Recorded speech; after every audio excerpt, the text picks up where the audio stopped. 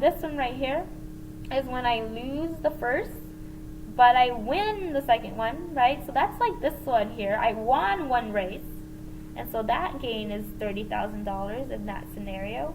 And in this one where I lose, hopefully that doesn't happen. This is when we lose $10,000. And at this point we're ready. So this is really easy. So having a gain of negative 10,000, that's a 56% chance, right? That's why I wrapped this out.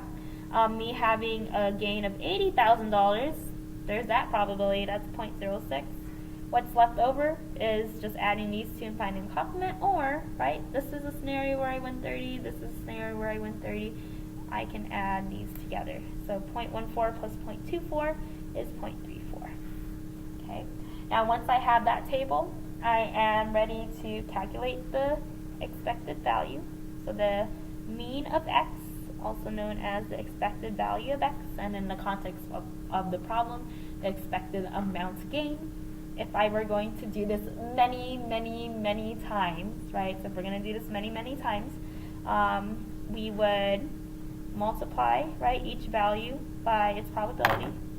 Okay, so it's what we've been doing. So multiply that, multiply that, multiply that. Once you have that, add the product and add the product.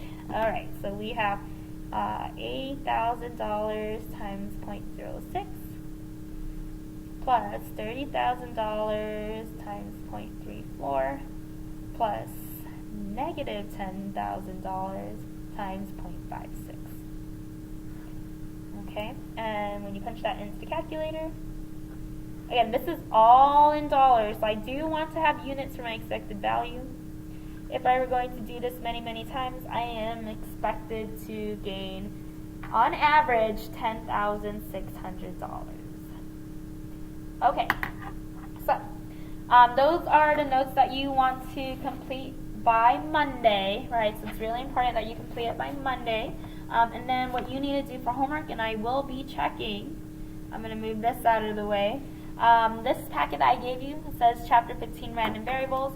I would like you to do 1 through 5, right? So I know we had the calculator to be able to find expected mean and stuff. None of these have expected mean, right? So the main focus is that you are able to make your probability distribution table.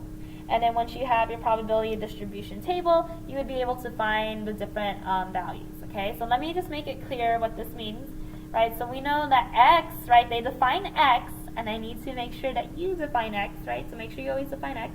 This says let x, the random variable, be the number of persons living in the household. And then here's all that. A is asking what's the probability that x is greater than 4.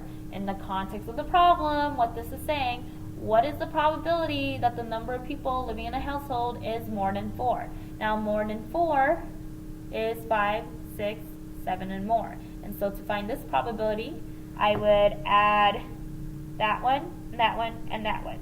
So the probability that x equals 5, right, plus the probability that x is equal to 6, plus the probability that x is 7 or more,